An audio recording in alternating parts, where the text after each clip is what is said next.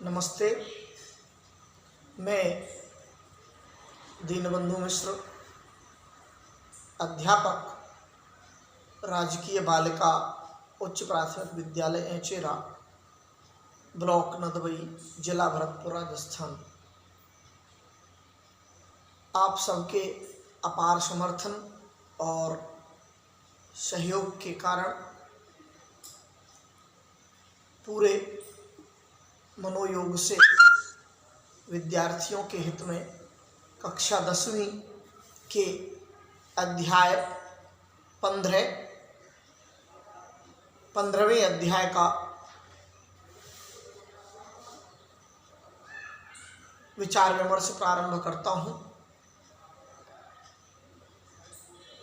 वर्तमान में जो पुस्तक पाठ्यक्रम में मौजूद है, यद्यपि ऐसा प्रस्ताव है कि उसे अगले साल बदल दिया जाएगा, तथापि इस वर्ष बोर्ड की जो परीक्षाएं होने वाली हैं, जो 2021 में होंगी, उनके लिए जो पाठ वर्तमान में पाठ्यक्रम में मौजूद है, उसके लिए ये वीडियो बनाया जा रहा है। ये पाठ वैदिक साहित्य से संबंधित है। वैदिक साहित्य में मुख्य रूप से 4 सोपान होते हैं। 4 सोपान जो होते हैं उनकी चर्चा मैं करूंगा, लेकिन उससे पहले मैंने इस अध्याय का जो शीर्षक है उसका उल्लेख कर दूं। आचार्योपदेश, अर्थात आचार्यस्य उपदेश। ये पाठ आचार्य का उपदेश है। गुरु का आचार्यस्य षष्ठी एकवचन, उपदेश प्रथमा एकवचन। ये जो है वो आचार्य का उपदेश है। ये गुरु का उपदेश है जो शिष्य के लिए है। कहा जा रहा था अभी कि वैदिक साहित्य के 4 सोपान होते हैं। ये 4 सोपान इस प्रकार से हैं। पहला सोपान जो है, जिसको हम प्रथम सोपान कहते हैं, वह संहिता होता है और संहिता का संबंध ब्रह्मचर्य आश्रम से होता है। संहिता का संबंध ब्रह्मचर्य आश्रम से होता है। 0 से 25 आयु वर्ग के जो विद्यार्थी थे वे संहिता पाठ किया करते थे, उन्हें कंठस्थ किया करते थे। द्वितीय सोपान ब्राह्मण ग्रंथ होता है। ब्राह्मण ग्रंथ जो होते थे उनका संबंध गृहस्थ आश्रम से होता था और गृहस्थ आश्रम में 26वीं वर्ष से 50वीं वर्ष की आयु वर्ग के लोग वैदिक ज्ञान का अपने गृहस्थ जीवन में अनुप्रयोग करते थे। यज्ञ आदि कर्मों के माध्यम से अपने ज्ञान को बनाकर रखते थे। तृतीय जो सोपान है, यहाँ ऊपर मिटा के लिखता हूँ, तृतीय जो सोपान है उसको गौर से देखें। तृतीय जो सोपान है वो इस प्रकार से है। तीसरे सोपान का नाम आरण्यक है। आरण्यक, उनका आशय जो है, उनका जो संबंध है वो वानप्रस्थ आश्रम से होता था। उनका संबंध कौन से आश्रम से होता था? वानप्रस्थ आश्रम से होता था। और इस कालखंड में 51 से 75 आयु वर्ग के जो लोग होते थे वो अपने अब तक के जीवन के अनुभवों और वैदिक ज्ञान के विभिन्न आयामों को दोबारा से पुनरावलोकित करते थे, पुनः पुनः स्मरण करते थे, मनन करते थे और चिंतन करते थे वह सब कुछ आरण्यक ग्रंथों में संकलित किया जाता था। इसके बाद एक अगला सोपान, जिसको चतुर्थ सोपान कहते हैं, उपनिषद जिन्हें कहा जाता है। उपनिषद, उनका संबंध मूलतः संन्यास आश्रम से होता था। संन्यास आश्रम में व्यक्ति, ऋषि, मुनि, जिनकी जो 76 से 100वीं वर्ष पर्यंत अपने जीवन के अंतिम चरण में अपने संपूर्ण जीवन का जो निचोड़ होता था, अपने संपूर्ण जीवन का जो अनुभव होता था, वेदों की संहिताओं के पाठ के द्वारा, ब्राह्मण ग्रंथों के प्रयोग के द्वारा, अनुप्रयोग के द्वारा, आरण्य ग्रंथों के अनुशीलन के पश्चात जो निष्कर्ष रूप में जो ज्ञान, जो तत्व ज्ञान उन्हें प्राप्त होता था, उस ज्ञान को उपनिषदों के माध्यम से, उपनिषद ग्रंथों के माध्यम से जन सामान्य तक पहुंचाने के लिए अथवा नई पीढ़ी तक पहुंचाने के लिए उपनिषद ग्रंथों की रचना की गई थी। उपनिषद ग्रंथों की जो संख्या है, उपनिषद शब्द का अर्थ सबसे पहले देख लें। उपनिषद शब्द का जो अर्थ है उसे आप देखें, उपसर्ग में के साथ नी उपसर्ग लगा है और उसके बाद सद धातु का प्रयोग हुआ है। इस प्रकार इन तीन के मेल से ये बनता है उपनिषद।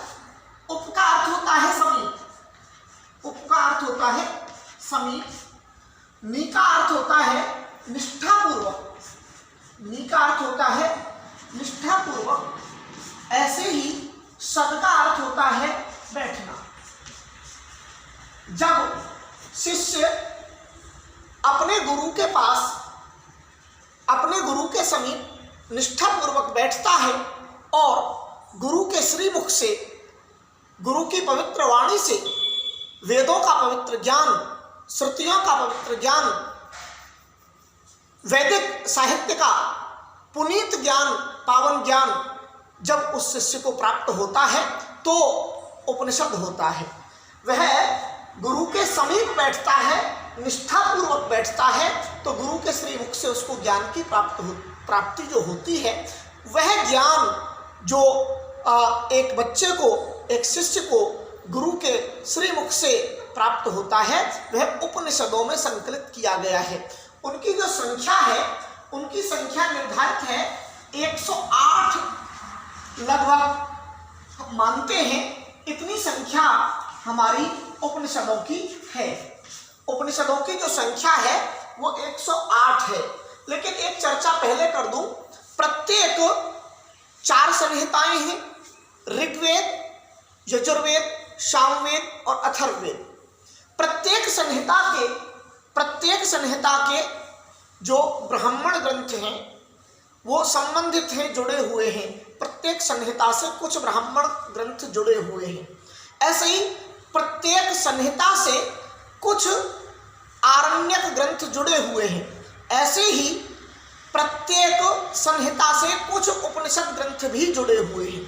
तो हर उपनिषद किसी न किसी संहिता से जुड़ा हुआ है, मूलतः किसी न किसी वेद से जुड़ा हुआ है।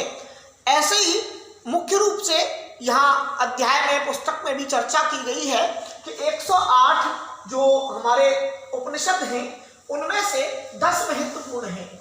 मैं यहाँ लिखता हूँ, वो जो 10 उपनिषद हैं उनका वर्णन यहाँ किया जा रहा है, उनको आप गौर से देख लें, एक बार सुन लें। श्लोक के माध्यम से यहाँ व्यक्त किया गया है, बहुत सुंदर कहा है कि ईश केन कठ प्रश्न, ईश केन कठ प्रश्न मुंड मांडुक्य तित्तिरिहि, मुंड मांडुक्य तित्तिरिहि ऐतरेयं च छांदोग्यम, ऐतरेयं च छांदोग्यम बृहदारण्यकम 10। ये 10 उपनिषदों के नाम यहाँ बताए गए। पहला उपनिषद बताया गया ईश, इसको हम ईशोपनिषद कहते हैं। दूसरा बताया गया केनोपनिषद, दूसरा केन, और फिर है कठ, और फिर कहा प्रश्न, फिर मुंड, और फिर मांडुक्य।